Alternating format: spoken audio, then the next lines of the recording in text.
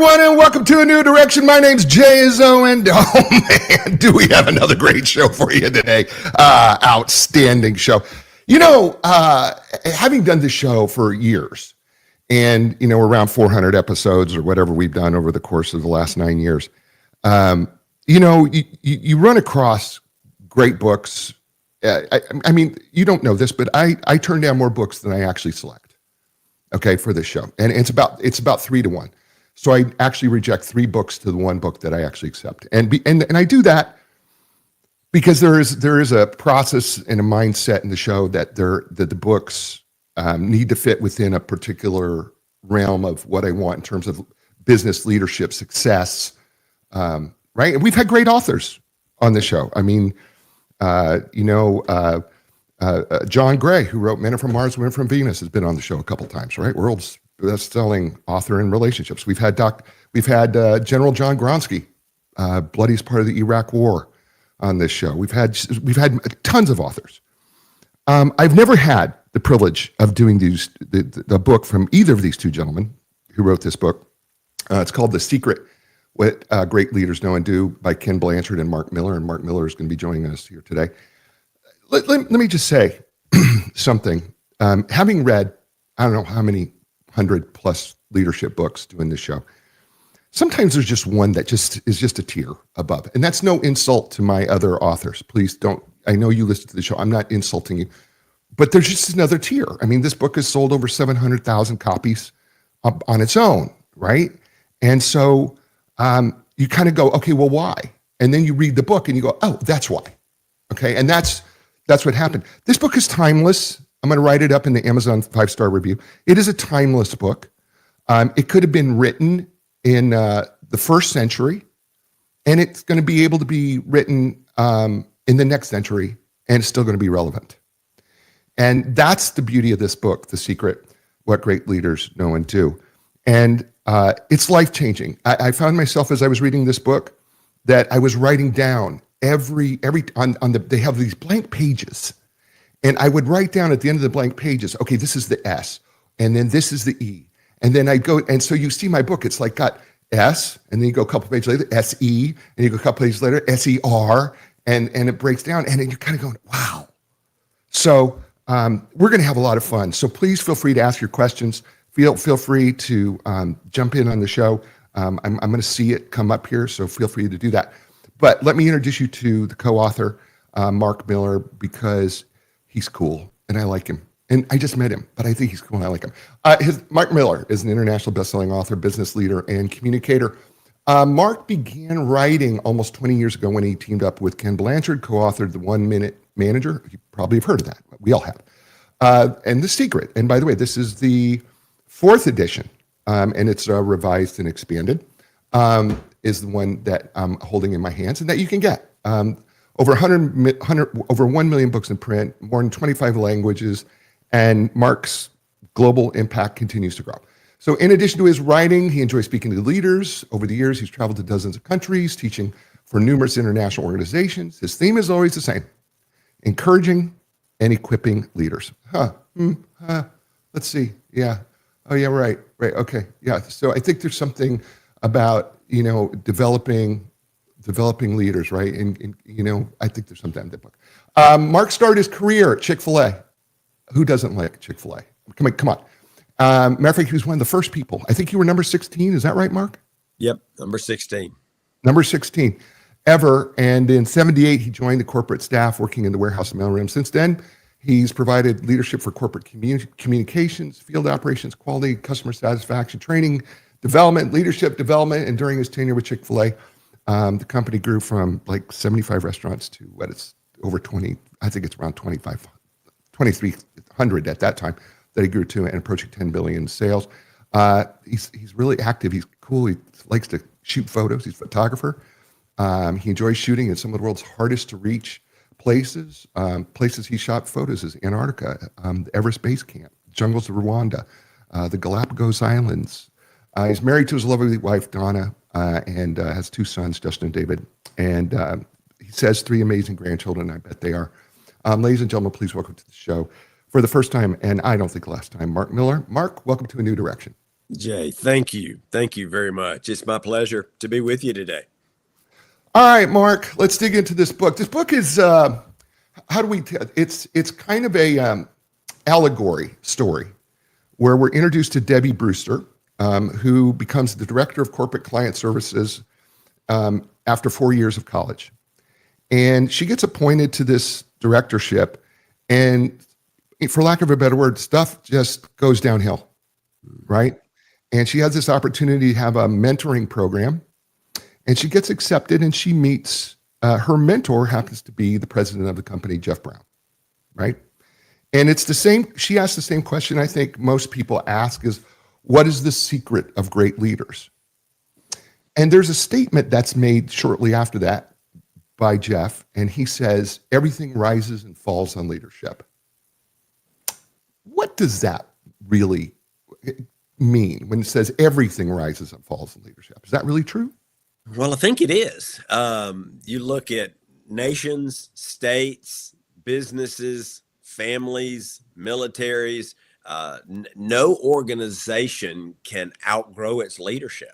And we, for decades at Chick-fil-A, challenged our leaders, if you want the business to grow at 10%, you better grow at least 10%. It's not going to outgrow you. It's not going to, the leaders are the lid. And so, yeah, it's everything rises and falls on leadership. Jeff brings up an analogy. I've used this when I've taught psychology courses at different universities. We talk about the iceberg analogy, and that we see really 10% of the iceberg above the ice, and the 90% is below the ice. When you think of leadership, what is the 10% we see above the ice, and what is the 90% we don't really see?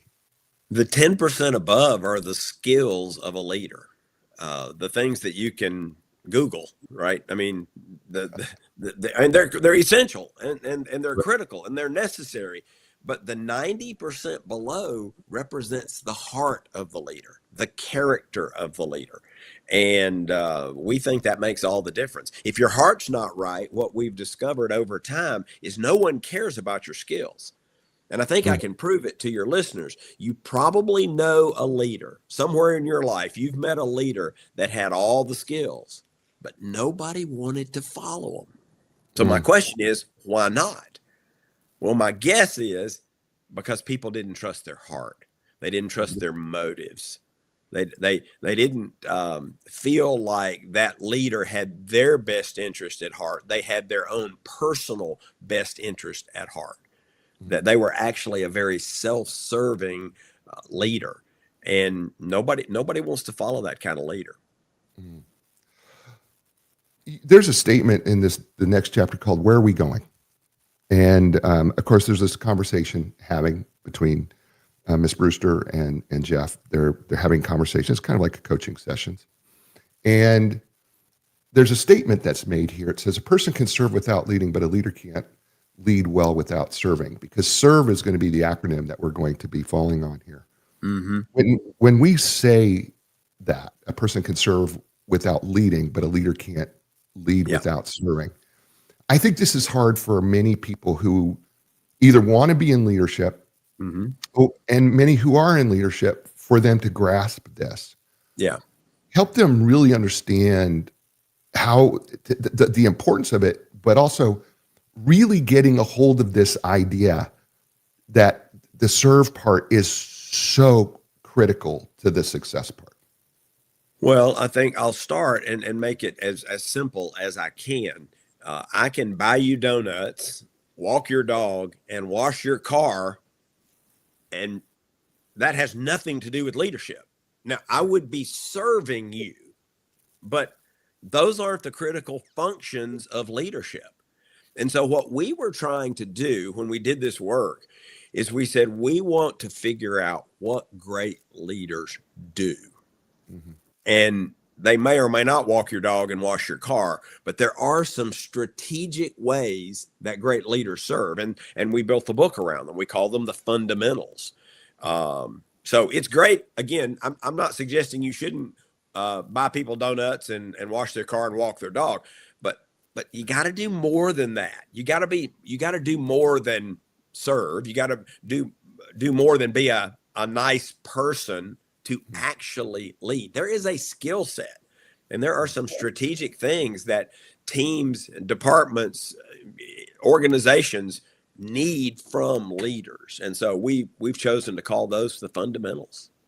Well, Not unlike blocking and tackling in football. You can say, well, I don't like blocking and tackling. Well, then you probably shouldn't play football, right? yeah, it's part of the game, man. Because that's kind of, well, that's not just part of the game. It is the game. It Right? is. It's like, the game. Listen, and so you're talking people that yeah. say, hey, I don't like these fundamentals. It's like, well, that doesn't mean you're a bad person. It means you should not be in leadership. If you don't like the fundamentals and don't want to learn and embrace the fundamentals, then you'll never lead to your full potential. Well, and I could see that. I think the part of the problem, maybe you can help me figure out the problem. Why do you think it's so difficult for, I would say, a lot of current leaders to embrace this idea of serving? Because so often it's like they sit in an office, right, somewhere away from everybody, and they just make decisions, and then they have expectations, but they're really not seen. You and I both know this still happens, right? Where they can be siloed. Why is it so difficult for them to maybe grasp this? Well, that's a great question. And by the way, Jay, I need to confess to you, I love Q&A and I hate Q&A. And here's why I hate it. I never want to be guilty of giving a 10-cent answer to $1 million question. So with that disclaimer, I'll try to address this. Why is it so hard? I think there are a couple things, and you can decide how these would be ranked and prioritized. One is, I think there is a huge knowledge gap in the leadership space. Just knowledge and skill. Let's put those, probably say those together. Knowledge and skill gap. So many leaders become leaders because they're a gifted individual contributor. They're a good salesperson. They become the sales manager, right? Or whatever. And then those men and women are told, here's your new title. Here's your new job. Call me if you need anything. I mean, most of us were woefully under prepared for leadership. And so leaders just have to figure stuff out. So I think there's a knowledge and skill gap. When we unpack these fundamentals, and I think we'll probably get to this over the course of the show, we tell people, no, this is what we expect leaders to do. Like, I don't know that I've ever had anybody really reject on face value. Yeah, it'd be really good if I did those things. And I'd say, well, if you'll do those things, you will be serving your team, your division, your department, and your organization strategically, and you can become a great leader, because this is what great leaders do. So I think there's a knowledge and skill gap. I mean, one of the fundamentals specifically, we'll get to it in a minute. We're going to probably talk about embody a leader's heart. It's the part below the waterline. Yep. Nobody talks about that. Like, what are those heart habits that leaders need to cultivate so that they will become a leader that people want to follow? Because again, we said, if you've got the skills, but your heart's not right, nobody wants to follow you, you really do need followers if you're going to be an effective leader. But who talks about that? Who is talking about the stuff below the waterline? So again, I think one reason this is hard, there is a knowledge and skill gap. The other reason it's hard is, I think the number one challenge facing leaders around the world, I mean, I've only been to 50 countries, so I don't know the whole world, but I've been a bunch of places, and I've talked to leaders. I've probably taught leaders from 100 countries. But here's the deal. The number one thing leaders around the world are struggling with is a toxic mix, and it contains things like busyness, distraction, complexity, resource scarcity, fear, fatigue, and maybe even a dash of success. And we call this quicksand. And leaders in quicksand aren't thinking about the stuff you and I are talking about. And they're not thinking about employee engagement. They're not thinking about customer satisfaction. They're not thinking about culture. Leaders in quicksand are thinking about survival. And I've been there. Maybe you have. When you find yourself in those situations, you're not thinking about the fundamentals. You're not in a position to execute on the fundamentals. Now, the reason I think that is particularly relevant to this conversation, if the point leader is in quicksand, well, one, you can't help other people out if you're in it. And Right. so there's a real good chance the leaders around you are in quicksand. And so there's nobody to help anybody out, which means no leadership in the organization is focused on advancing the vision, mission, and purpose of the organization. Everybody's in survival mode. And so I think those are the two big reasons that come to mind when someone would say, why is this hard? Because you're trying to fight for your very life and you actually don't know some of the strategic things that you should be doing. As a psychological professional, I looked at this from a different angle, and I love your answers because I think they're absolutely correct. I looked at it from a different angle. We're so flawed as human beings, right? There's no doubt we're flawed human beings trying to lead other flawed human beings. And we do absolutely need a skill set. And then, I think what happens though, psychologically, is we fall into a self-protection mode. And when things start happening, and so then what happens is we start turning inward when we go into self-protection versus going outward.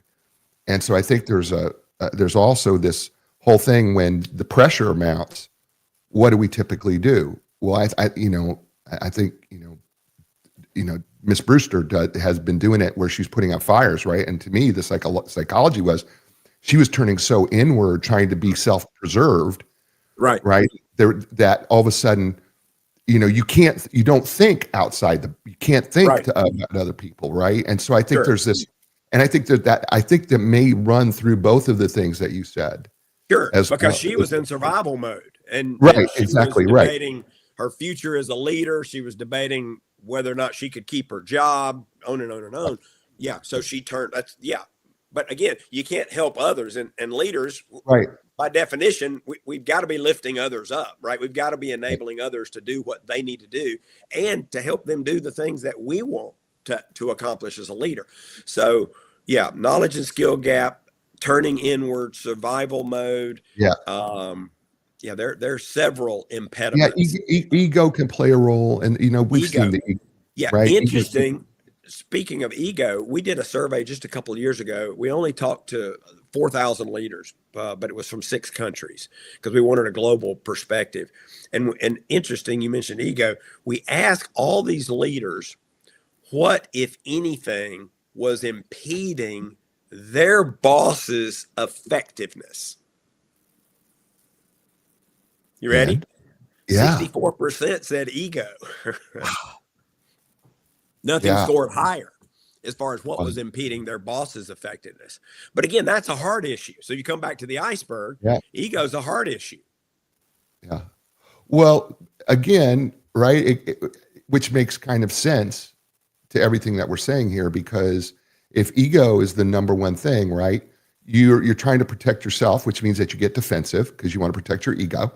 Then you move into the micromanaging thing, and you start doing things where you're doing the, and instead of, reinventing yourself continuously, right, you rely on things that used to work, right? Believing that they'll work again.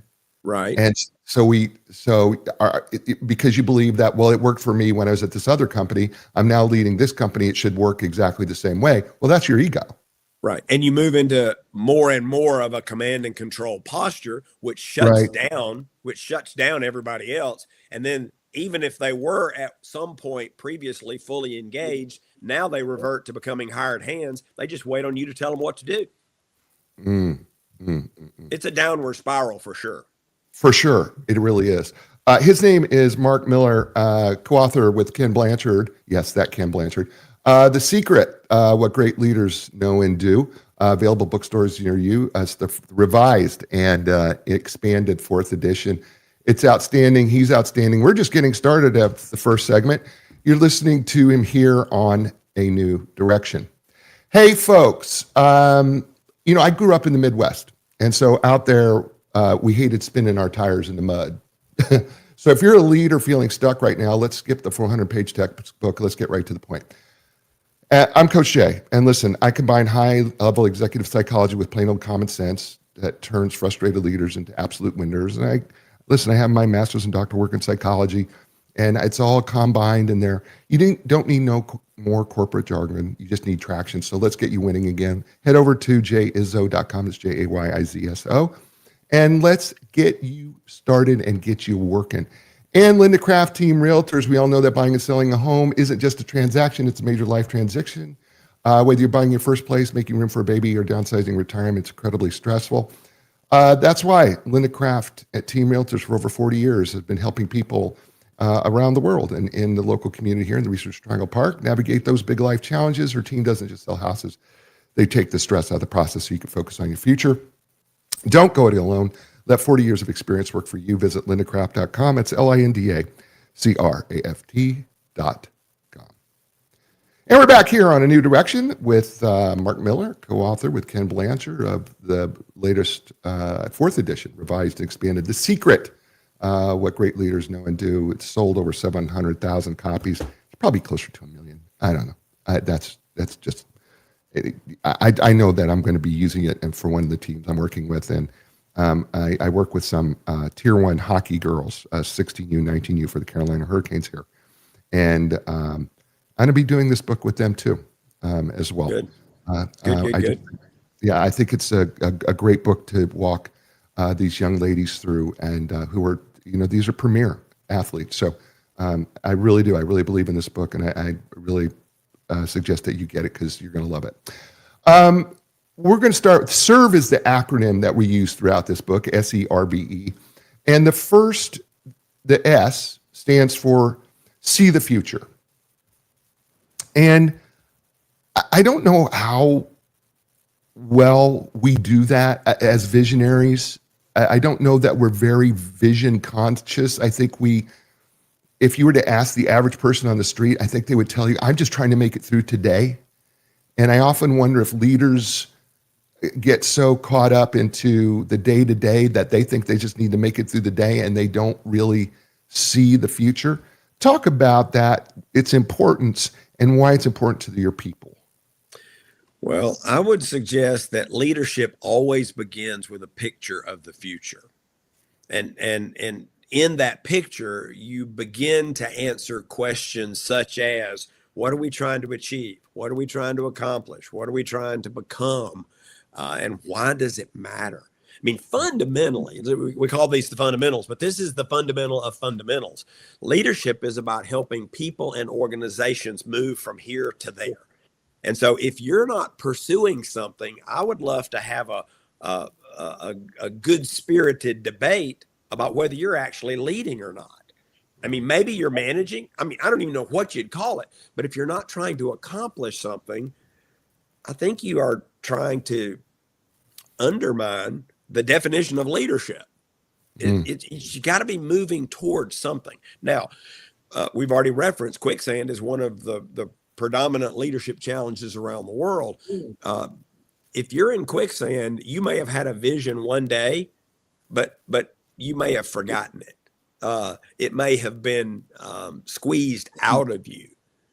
Because when you're in the quicksand, you can either try to keep swimming, which is really hard. It's exhausting. I think that's part of what played into the Great Resignation a few years ago. It's just exhaustion. Leaders trying to swim in quicksand. The other thing you do is you just give up, and you don't maybe physically die, but your hopes and dreams, your vision is done when you give up. And then the third option, of course, is to get out. But you got to know where you're going, because the people you're trying to enroll, the people you're trying to engage, they want to know, where are we going? How are we doing? Are we making progress? And by the way, why does it matter? Because it's probably hard, right? The journey is rarely easy, if ever, to move to a preferred future. And I think a lot of leaders are missing the mark there. Now, you didn't ask, but I'll say this. There are a couple of big reasons that I think leaders miss the mark. One is they're not spending enough time. You implied that. They get so caught up in today, they're not spending enough time on the future to ensure that there is one. And I guess I should say there will be one, but will it be what you want it to be. Well, not if you're not spending time creating that future. Another reason they don't share the vision is a lot of leaders don't know the how. And they feel like that's going to be the next question. Well, my favorite historical example, some of your listeners will remember when President Kennedy said we're going to put men on the moon and return them safely before the end of the decade. The technology did not exist. So if you had asked Kennedy, how are you going to do this? He's going to say NASA will figure that out. And I think leaders need to get comfortable when they cast a vision, assuming it's grounded in some rationale and some logic. There's a reason we're pursuing X, Y, Z. And people say, how are we going to do it? Say, that's what we get to figure out. That's our job, is to figure out the how. And then I guess the third reason I would just mention, a lot of leaders are reluctant to articulate a preferred future because of the inherent accountability. I mean, as a psychologist, you'll understand the fear of failure goes up once your intentions are made public. Huge. And so again, back to self-preservation, I'm not going to tell you, because then you're going to expect us to actually make progress. You know, it's so funny as you're describing this, I'm thinking back to psychology classes that I teach, in the intro to psychology classes I taught years ago.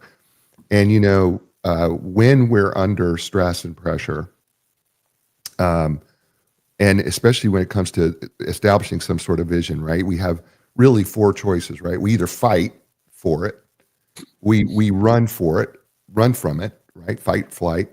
We freeze. We just don't do, you know, we don't do anything, or we just fawn, which is we roll over and we let somebody else take it over for us because we just don't want to be involved. And I think it's really interesting that those things, as you described it, all came up in this, because it's just consistent what we know about human behavior, especially under pressure, and especially when we think about putting our future out there.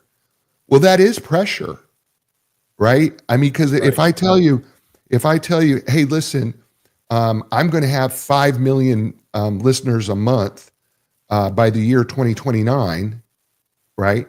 Well, I put myself out there. Well, okay. Well, now you got to get pretty comfortable with failure. Yeah. Right. You got to be comfortable being uncomfortable. That's just a fact of it. I think a part of leadership is just getting comfortable being uncomfortable. Yeah. Go ahead. No. I'm in total agreement with you. Okay. There is a point in underneath this here. It says, remember this. I love it whenever somebody says, remember this. And I think Jeff said it. Values are the beliefs that drive our behavior. And I don't know that people understand your values and beliefs, how the importance of that. I think, right. and I'm seeing this more now, I think, than I've ever seen it, that that people's values and belief systems are so fuzzy and their behavior becomes fuzzy. Right. And in an organizational context, I believe it's the leader's opportunity, if not their responsibility, to share the values, the beliefs that you want to drive behavior in the workplace. And I think that for many leaders, that's actually part of the vision. It's not just what we're going to accomplish, but who are we going to become along the way? Right. And I just think it's a very, very powerful mechanism that many leaders undervalue and underutilize, because once they're clearly articulated, you can teach it, you can recruit to it, you can recognize for it, you can reward for it, you can hold people accountable to it. And I don't think there's a faster way to shape a culture than to tell people, here are the things that we value here, and invite them in. And if they don't want to be part of that, then you invite them to go somewhere else, because this is the play we're going to run. This is who we are going to strive to become over time. And I see a lot of leaders that choose not to do that. And again, there are other paths to articulating an aspiration, but to me, values they're almost a shortcut to accomplish a lot of things that most leaders are trying to do at a team or organizational level. Yeah. Yeah. I always question, leaders, when I ask them, okay, well, what's your core values? And they can't tell me right away. My first question is, then how are you making decisions? Mm-hmm. Right? I think that's what people don't understand, that if you don't know clearly what your values are, it should guide your decision-making process. Right. Right. Right? It should guide all your behaviors, It should guide including all your, decision. but I mean, even the smallest decisions should be able to run through your core values and go, okay, is any one of them going to be compromised? Well, then it's a no. Right. It's a no-go. Right. Right. I mean, it's just that important. And I'm glad that you pointed this out in the book. The next chapter was an engaging conversation, and it's E of our SERV. We have see the future. E was engage and develop others. I think it's easy for people to go, okay, I get it. I got to be engaging with my people. But what do you mean I got to develop them? Well, let's back up. Yes, you want to be engaging, but the real test is how engaged are they? That's the magic, because it's only an engaged workforce that will have any shot at executing with excellence on a consistent basis. And we've simplified it. We think engagement is really how much someone cares, how much they care about their customer, how much they care about the coworker, how much they care about the organization. So the leader's responsibility is to help people care more about those things. And so, yes, you need to be engaging, but if they don't engage in the work and all those other things, they're not going to perform at their highest levels. In fact, Gallup, a lot of your listeners will know this, they kind of popularized the whole idea of engagement. I guess it's been 20 years ago now. And unfortunately, the global and U.S. engagement numbers have not moved much. Gallup says only 17% of the global workforce is engaged at work. And in the U.S., it's hovering around 30%. I can't even imagine trying to lead an organization where 7 out of 10 people don't care. So this is a priority. And to your point, developing people is a strategy to lift their engagement, but we called it out separately because we met so many leaders that they felt like it was a lower priority, and we wanted to raise the priority, raise the visibility. So yes, it is. People often ask me, well, isn't that a strategy to lift engagement? Say, absolutely. But we didn't want you to miss it with all the other strategies for lifting and raising engagement. Yeah, we think the leaders should be developing their people. I mean, absolutely. So we wanted to give it more visibility. Well, I think what happens here, and you please correct me if I'm thinking about this the wrong way, but I think sometimes what happens is developing people takes time, effort, and intention. And it's as costly as replacing somebody is, and you and I both know the numbers, that it's very costly to replace somebody, extremely costly. It is also easier for the leader, I believe, to replace somebody at a higher expense than it is to develop them, which will cost you less money. That's at least my view. Is that distorted on some level, or do you see the same thing? Well, I think there are leaders who would subscribe to exactly what you just said. I think what those leaders are failing to account, I mean, they've chosen to dismiss the cost, but they haven't looked at the cost to team performance and team effectiveness. One of the things that we believe really makes it harder for a team to excel is turnover in a team setting. Just so that costs you, who knows what that costs you, that nobody's accounting for that. And we just knew how important it was. We discovered and validated how important it is that people are learning and growing. One of the things we discovered about top talent, we did what we believe was the first ever study in the history of the world on what attracts top talent to an organization. That's another story for another day. But we spent a whole lot of money and ended up with 7,000 people in a sample, all 50 states, aged 15 to 65 plus. It was complex and complicated. And one of the things we learned about top performers is they want to learn and grow. And so when you're trying to put out an employee value proposition, if you'll with integrity say this is a place you'll learn and grow, you'll attract more high performers, more top talent, as we call them. Oh, but by the way, if they show up and they discover that it was smoke and mirrors, they're an immediate flight risk. They're an immediate flight risk. So, so these are some things that people are not taking into account when they say, well, it's just easier to get a new person. Yeah, you're probably not going to have the level of talent that you would have if you took a different path. So any number of factors are hidden costs that people taking that shortcut are missing. So good. In the chapter, How Can It Be Better? We get to the R, right? Which I brought up earlier, which R stands for reinvent continuously. Yep. And you have three levels: the self, the systems and processes, and then the structure of the organization. Talk about the importance of why reinventing continuously becomes such a critical part of being a great leader, especially a servant leader.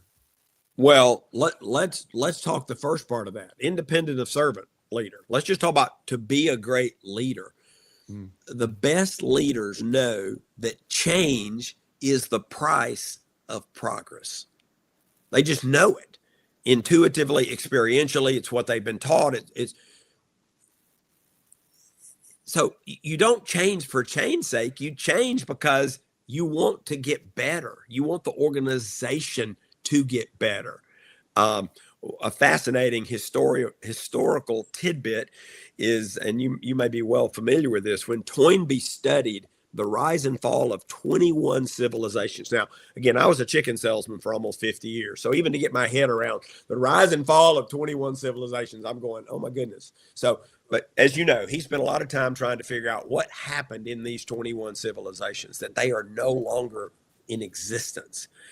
And one of his key findings is that when the leaders began to apply yesterday's answers to today's questions, the end was imminent. It's like, what got you here won't get you there, right? According to Marshall Goldsmith. Well, he's right. He's right. And leaders they've got to understand that change is not the enemy. I could even make a case, change is your job, right? We're talking about how do you take people and teams and organizations from here to there? Well, what got you here is not going to get you there. A system in control, a process in control, it's going to give you the consistent outputs. Well, if you want different outputs, you got to change something in the process. And so, individual contributors often think the leaders are never satisfied. Well, I think there is some truth to that, because we're always pursuing a preferred future, and we know that we're going to have to change things to get to that preferred future.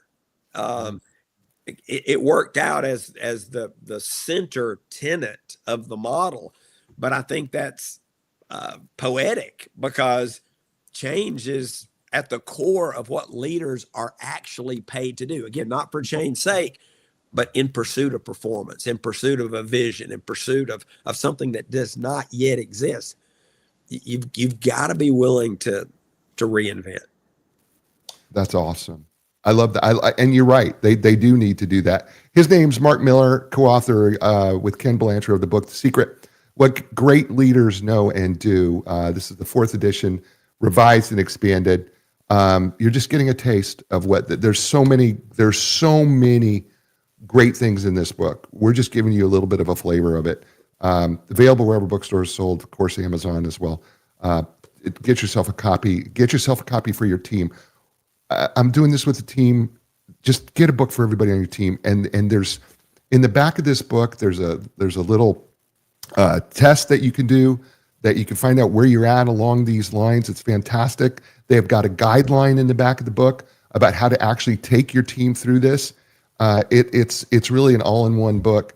Please get yourself a copy. Do yourself a favor. It's The Secret: What Great Leaders Know and Do. Ken Blanchard, Mark Miller. You're listening to him here on A New Direction. Hey, they tell me executive coaching is supposed to sound fancy, but where I come from, it's just you win. If your business is doing good, hey, that's great, but good is not great, right? And what we know from Jim Collins is that most companies who are good never get great. So what I do is I take people who are good and I help them become great. How? It's a smart strategy. Zero is fluff. Maybe I'll have a bad joke or two, but it's a combination of psychology and old-fashioned Midwestern farm values that come into play. So if you're ready to stop playing defense and start dominating, let's talk. Go to jayizzo.com, JAYIZSO.com. Listen, if you're planning a move, you've got to check out lindacraft.com. Honestly, it's more than just a home listings website. Linda understands that moving impacts the whole entire family. That includes your kids and your pets. That's why her website features an exclusive advice from a child psychologist on how to help your children adjust to the move, and even tips from a veterinarian on how to move with pets. It's a complete emotional resource center for your family. See the difference for yourself. Log on today. Go to lindacraft.com. That's LINDACRAFT.com. And we're back here on A New Direction with Mark Blanchard. Mark Blanchard. Look what I did. Do you see what I did, Mark Miller? I combined both your names. Okay. Flawed human being. Keep that in mind. Flawed. Mark Miller, co-author with Ken Blanchard, The Secret: What Great Leaders Know and Do. There's nothing better than doing live show and making a mistake. Nothing better than that. I got to be honest with you. We talking about the R and serve, SERVE, and reinvent continuously. We talked about the self, but then we have systems and structure. I think this is critically important because I think people put a system in or a process in their business, and then they think it's just done, which is going to run automatically, right. And it doesn't update. Or in the structure, we have the organizational chart, the organizational structure, and we just kind of rely on that to make those things work. Walk us through maybe a little bit of pushback on those things about, maybe your system, you need to look at this reinvent continuously in the same way with both of those. Yeah. If you're not getting the results you want in any area, or let's pretend they're good, but you want to make them better, I would suggest the first place you look is the system. What are you currently doing to get the results that you're currently getting? I think about my early education. My parents wish we had figured something out different way back then. I think they were hoping I would get better grades, and I was hoping I would get better grades, but we didn't change anything in the system. Well, what could we have changed? I could have taken different classes. I could have gotten more sleep. I could have hired a tutor. There were any number of things. Hope is not a strategy. And anytime I meet a leader that's hoping and profits are going to get better, or they're hoping that customer satisfaction is going to get better, I'm not going to bet on them at all. I'm going to say, what are you willing to change systemically? What is it that's contributing to your current level of results? So it's just a fundamental approach to improved outcomes. Now, on the structure side, I would say of everything we're going to talk about, it might be the thing that your audience says, I don't really have control over the structure. And granted that a lot of leaders don't control the structure, depending on the size and scope and complexity of an organization. But I'm going to say that shouldn't give you a hall pass. If you believe structure is the problem, then you need to start trying to influence the men and women who do make those structural decisions. I give you two really quick examples from the chicken. I would say one was more of a modest change, but the other was a significant structural change. One is a few years back, the sales profits and customer satisfaction started to plateau.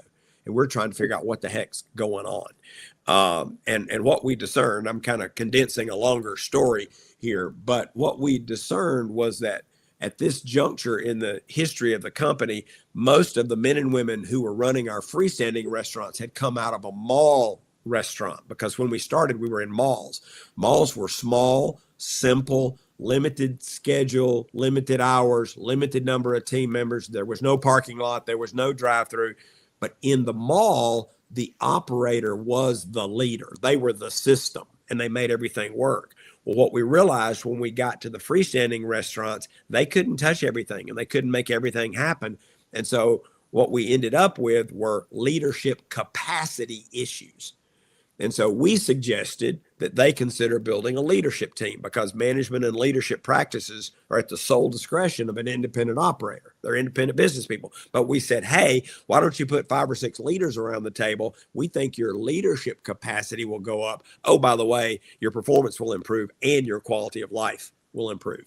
And in fact, that's what happened. I would suggest that single recommendation from corporate is probably worth $20 billion a year now, plus or minus, because there was a structural problem. The structure was the bottleneck.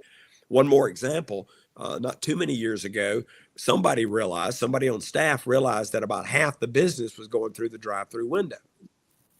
And that's a lot of chicken right through that little window. Today, I think it's over 70% going out that window. And so we started asking the restaurant operators, who's the leader accountable for the drive-through? Well, I don't know. The first 100 operators went, well, nobody. Like, well, who owns the drive-through? Well, we all own it. Well, that means nobody owns it. So we said, hey, why don't you consider designating a leader to the drive-through, which I would categorize as a structural change. And they get to build a team, and they are focused and concerned on the drive-through. And any number of things happened, including we became the number 1 drive-through in America. Well, why? Because we made a structural change.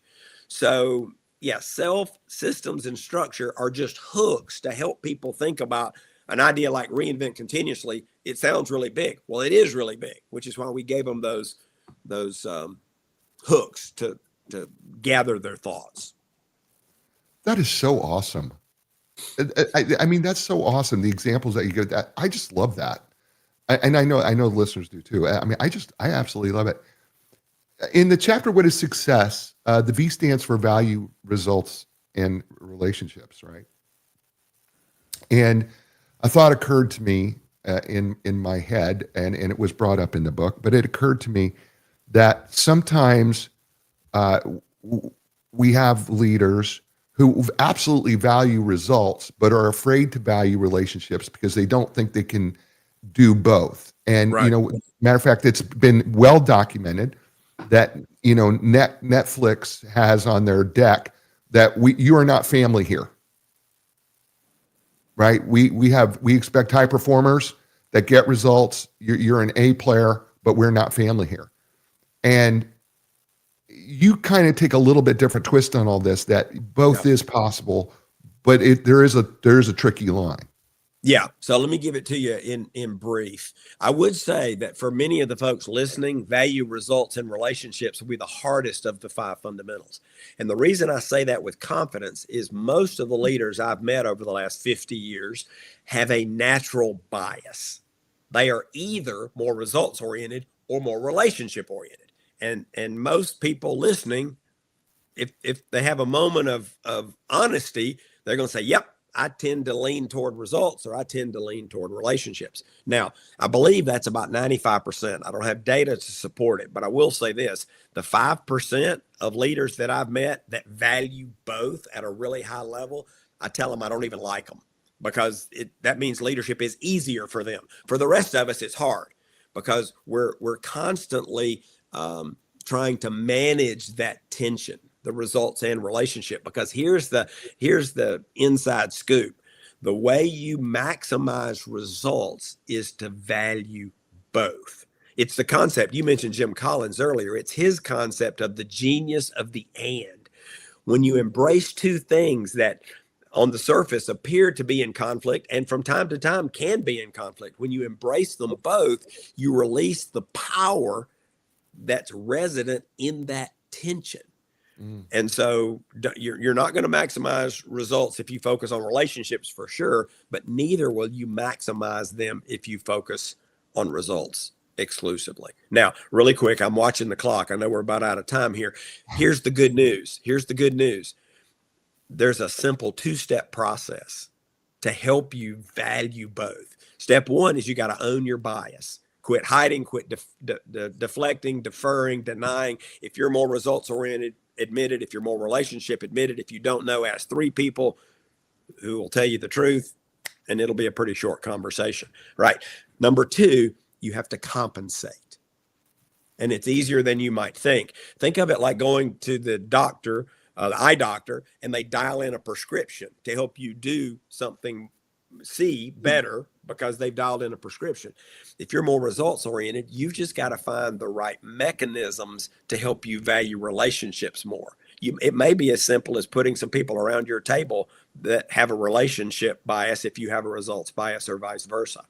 So you just need to compensate. Don't change who you are, but if you will value both, it'll improve your performance. I know we have got a little bit of time here to maybe just talk about the E. There's part of me that wants to just tease it. Go where you want to go. You're in charge. I'm stopping when you say stop. But we can just say here, E stands for the second E in serve, stands for embody a leader's heart. And this is the beneath the surface that you talked about at the very, that we teased at the very beginning of the show. Yeah. That this is below the surface of the iceberg. And this one is hard for some people. I think harder for some than others, because it's not talked about in any leadership course. Right. In fact, we wrote a whole book on it called The Heart of Leadership.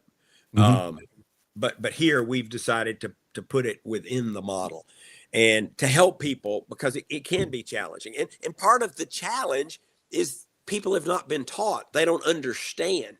But there are some things that you and I can do as leaders that make people want to follow us so that they'll actually care about our skills. Hunger for wisdom, which is battles against ego, right? It's an antidote against ego. Be humble, be open, be teachable, So hunger for wisdom. Expect the best. Have an optimistic spirit. People do not want to follow a pessimistic leader. Accept responsibility. Don't throw people under the bus. You want to be a leader people want to follow. Accept responsibility. Oh, and by the way, and be quick to give praise. Respond with courage. People want to follow courageous leaders. You got to be willing to make the hard call. People will respect you. They will want to follow you when you make those hard calls. And then finally, you need to be able to think others first. You got to shift your focus away from you to those you're trying to lead and those you're trying to serve. And you can do those things, and it will change your heart, and you'll become a leader people want to follow. Now, assuming you work on the first fundamentals, because people don't want a person with just a good heart. I know some of them, and they couldn't lead themselves out of a room. Leaders, we got to have the skill set and the heart, right? And that's how we become a leader that people want to follow. This has been so much fun with you. I've enjoyed it immensely. I've had just a great time with you. This has just been a blast. I've been giggling inside when you say certain things and laughed, but I've learned just sitting at your feet. I've just learned so much, and I've just really enjoyed our time. What is the best way for people to get a hold of you, to do whatever you're doing? I mean, if you're speaking or if you're leading teams, what's the best way for them to get a hold of you? The best way is to call my cell, 678-612-8441. If you put that in some show notes, because somebody's driving or on a treadmill. My email is mark@leadeveryday, and then our website is leadeveryday.com. So I'll have that in the show notes. Yeah, be our pleasure to serve you. Yeah, I'll put all those in the show notes, and make sure that's on the show notes, which is part of the blog, folks. And so wherever you're listening to the show, it'll be part of the blog notes, so you'll be able to see that. Mark, thank you so much. Stay with me, will you please? Folks, Yes. it's the show. It's what I say to you every week, right? You're in control of three things: your attitude, your effort, and your resiliency. Oftentimes, we do not find ourselves in circumstances we chose, and they can be circumstances that can be tough. But you know what? Here's the thing: you can make a choice to have a positive attitude today. It's not always easy, but it is your choice. Choose it. Your effort is tied to your excellence. You choose how excellent you will be today. Even though you may not have the same amount of energy in the tank, you could be as excellent as you can with what you do have. And then finally, you're in control of your resiliency. We all get punched in the gut, get punched in the teeth, but it's up to us to get back up. Why? Because you're worth it, and we want you on the team. I'll be back next week with another great guest, another great book. It's going to be another great show. It's so easy for me. You had a lot of choices. You chose us. Thank you so much. Give us a thumbs up on YouTube, wherever you're listening to the show. Write us a positive review, and always tell your friends. We really do appreciate it, as I say to you all over the world, and there's so many of you. Thank you, and ciao, everybody.